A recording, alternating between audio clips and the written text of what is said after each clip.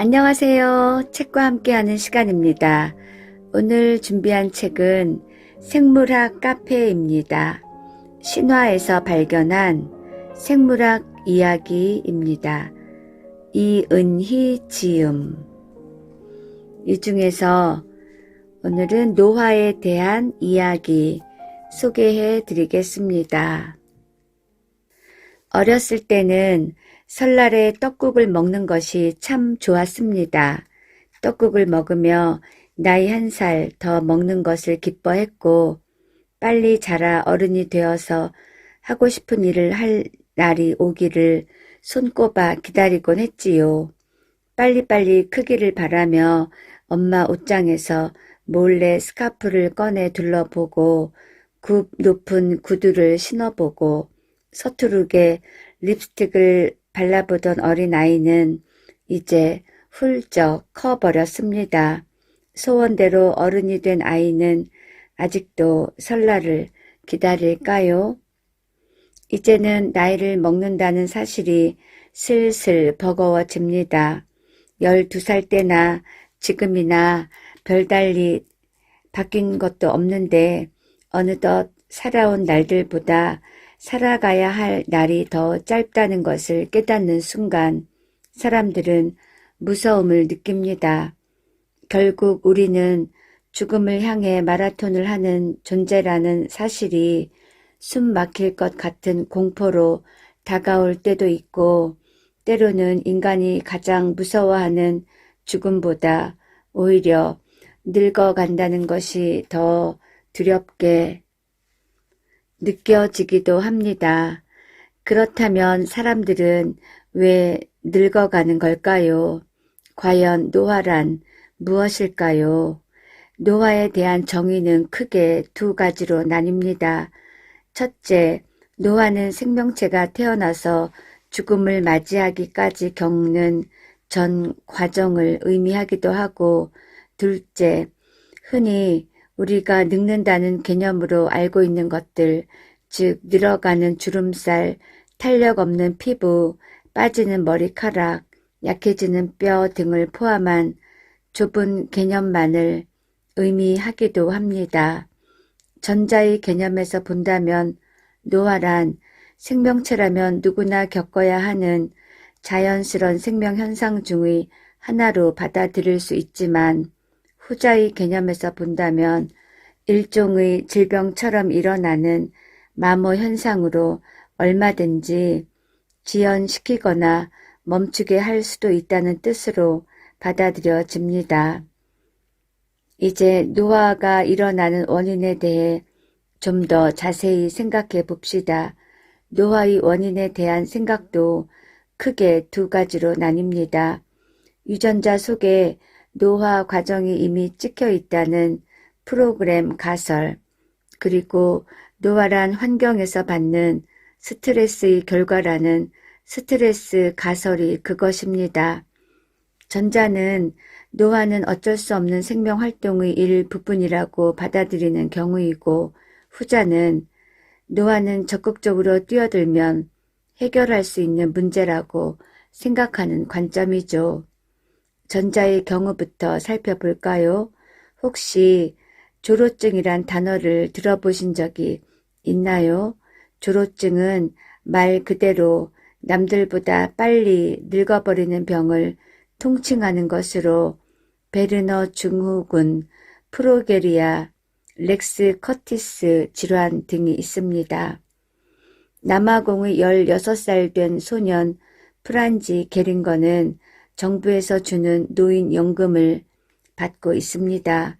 그는 이미 돌 무렵부터 머리가 빠지고 주름살이 생기는 등 여느 아이와는 달리 성장하는 것이 아니라 늙어가는 증상을 보였다고 하네요.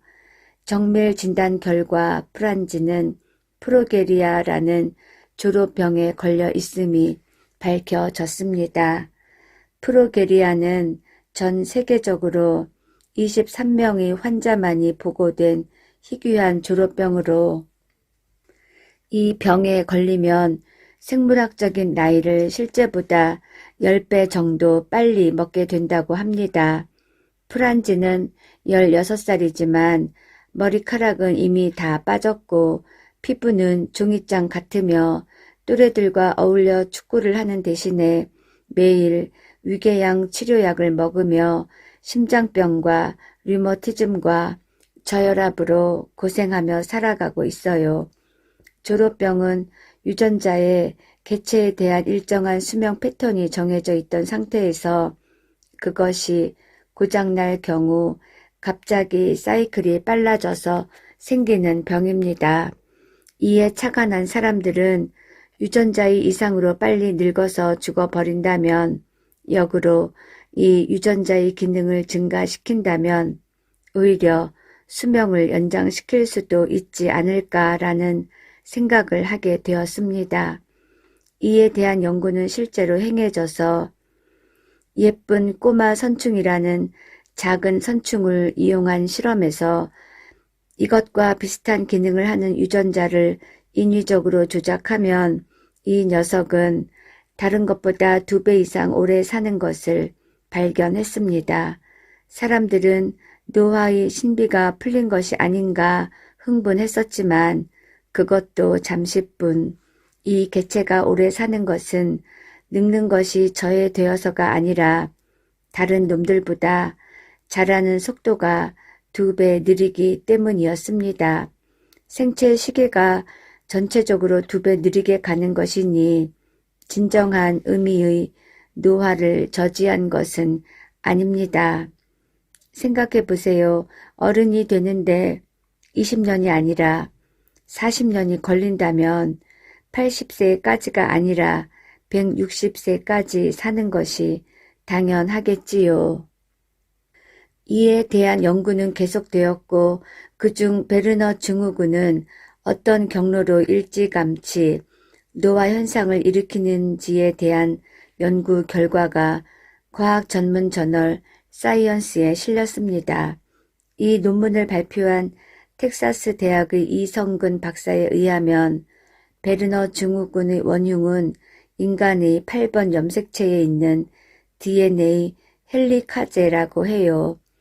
DNA가 이중 나선 구조로 꼬여 있다는 이야기는 들어보셨을 거예요.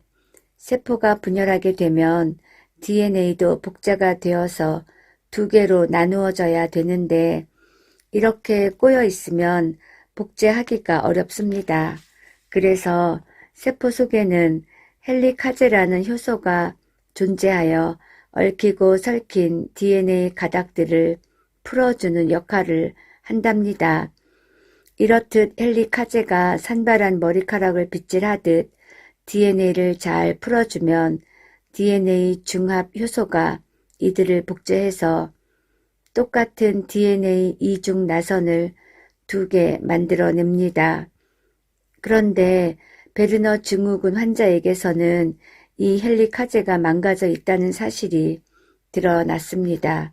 따라서 세포가 제대로 분열할 수가 없죠. 살아가다 보면 세포는 여러 가지 자극과 스트레스를 받아 죽게 되고 그 자리를 새로 분열한 세포가 채우는데 나이가 들면 이 재생 능력이 점차 떨어지고 제대로 재생되지 않아 결국엔 죽게 되거든요. 베르너 증후군 환자의 경우 사춘기부터 이런 현상을 보이게 되어 결국 세포는 작은 스트레스를 받아도 그것을 해소하지 못하고 약해지다가 죽어버리죠. 세포 하나하나의 죽음은 그다지 큰 문제가 되지 않지만 그것이 전체적으로 이어진다면 결국 개체는 죽게 됩니다.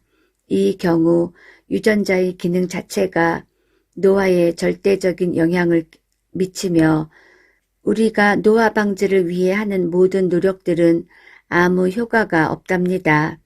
이미 유전자 속에 넌 몇 살까지만 살다가 죽어라 라는 것이 정해져 있는걸요.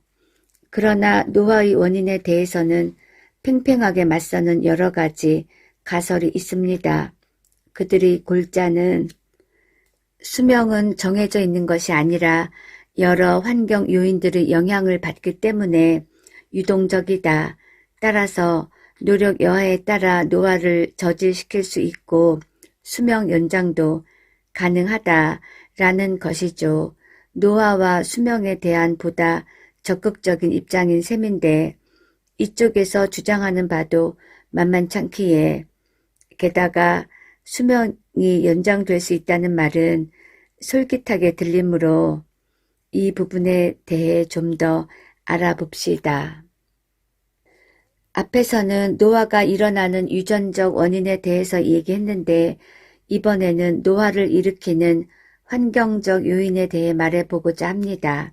현대의학은 이제 노화를 생명체가 가지는 어쩔 수 없는 노쇠 현상이라는 생각에서 벗어나 하나의 질병으로 인식하게 되었습니다. 노화가 운명이라면 순응할 수밖에 없지만 만약 질병이라면 이에 대처해 막을 수 있는 가능성이 열리는 것이죠. 아직까지 정확한 원인은 모르지만 여러 가지 가능성들은 찾아냈죠. 첫째, 소모설이 있습니다. 이것은 생체를 기계에 비유하는 것이죠.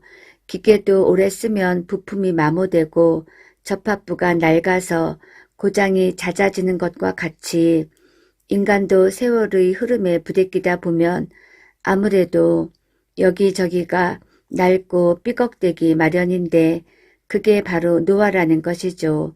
생체를 너무 오래 그리고 험하게 쓰면 가동률이 떨어져서 늙어버리고 결국은 죽게 된다는 것이 이 주장의 요지입니다.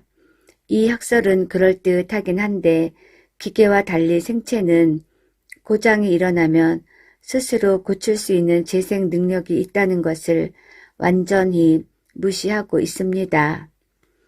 둘째로는 생체 에너지설이 있습니다.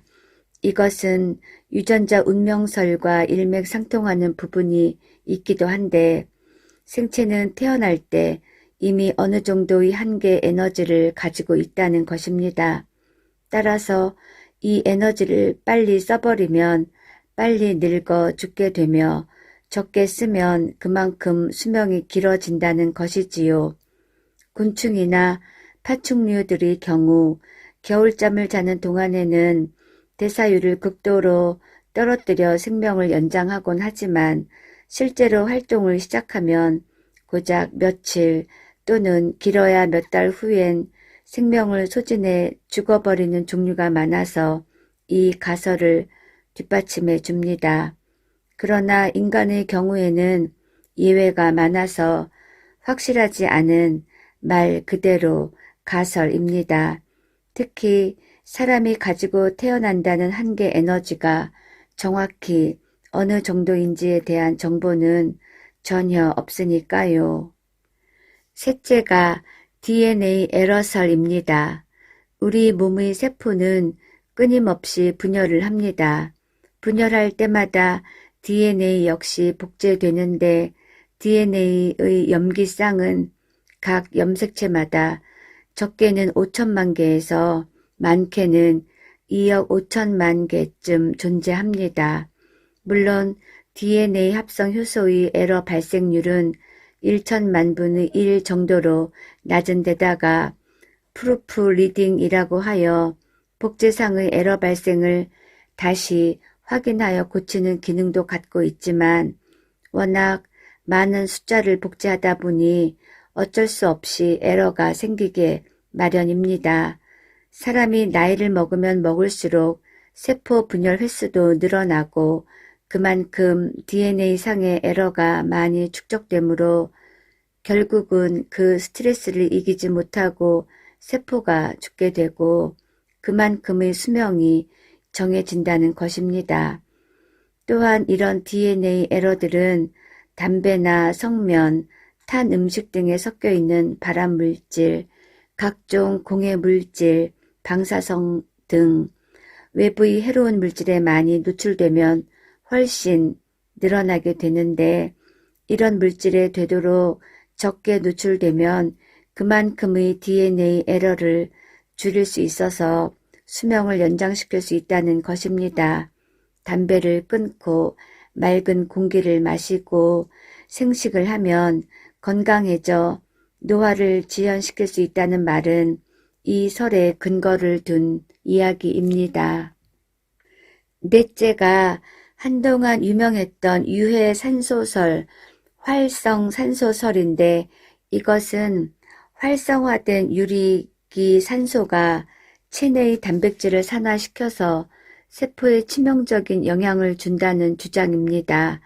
이 유해 산소설을 유포시킨 건 화장품 회사인데 여러분들도 TV에서 예쁜 모델들이 유해 산소로부터 피부를 보호한다거나 유해 산소를 막아서 잔주름을 예방한다는 화장품들을 들고 사람들을 유혹하는 것을 보셨을 거예요.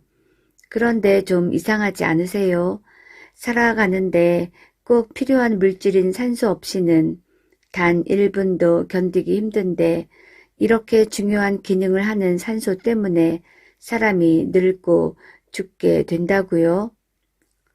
산소는 원래 광합성 생물들이 포도당, 즉 유기물을 합성할 때 생성되는 부가 생성물이었습니다. 세포 내 대사 과정에서 물을 분해하면 필연적으로 산소가 발생되게 마련이거든요. 산소는 물에 잘 녹지 않기 때문에 그대로 대기 중으로 날아가서 지구상의 산소가 점점 축적되기 시작했습니다. 그러나 누구도 산소를 사용할 생각은 못했죠. 산소는 독성이 무척 강하거든요. 생물이 대사할 때 생기는 유리기 형태의 반응성 산소종은 다른 물질과 결합하려는 성질이 매우 강하기 때문에 발생 즉시 주변 물질, 특히 단백질과 결합하여 물질을 산화시키는 역할을 합니다. 산화는 뭘까요? 금속이 산화되면 녹쓰는 것이고 단백질이 산화되면 부패하는 것이죠. 따라서 초기의 미생물들은 산소의 이런 어마어마한 독성을 이겨낼 수가 없었기 때문에 산소를 사용하지 않는 광합성이나 염기성, 화학 합성으로 에너지를 얻어 생존할 수밖에 없었습니다. 그러나 광합성 생물들이 점점 늘어나서 이산화탄소를 먹어치우고 산소를 발생시키니 산소는 자꾸만 늘어나서 결국에는 대기의 20%나 차지하게 된 반면 이산화탄소는 겨우 0.3% 수준으로 떨어졌습니다. 또한 산소는 독성이 강한 만큼 에너지 활성도 높기 때문에 생물체 중에는 이 위험하지만 매력적인 기체를 이용하려는 시도가 생겨났습니다. 지구상의 생물들은 이제 안전하지만 에너지가 모자란 상태에서 좀 위험하지만 풍부한 에너지를 누릴 수 있는 산소를 이용하는 방법을 써보려고 시도하게 됩니다. 결국 생물들은 산소의 독성을 제거하면서 이를 이용할 수 있는 자체 방어 시스템을 가지도록 진화하는데 그게 바로 SOD라는 물질입니다. 이들은 주 구성물질로 아연이나 망간 등을 가지므로 이에 따라 ZnSOD, MnSOD 등의 종류가 있습니다. 이들의 주요 역할은 세포 내 대사 과정에서 전자 전달계에 사용하고 넘치는 유리기 산소가 다른 물질과 결합하여 산화시키기 전에 이들과 결합하여 안전한 형태로 바꾸어 독성을 제거하는 역할을 합니다.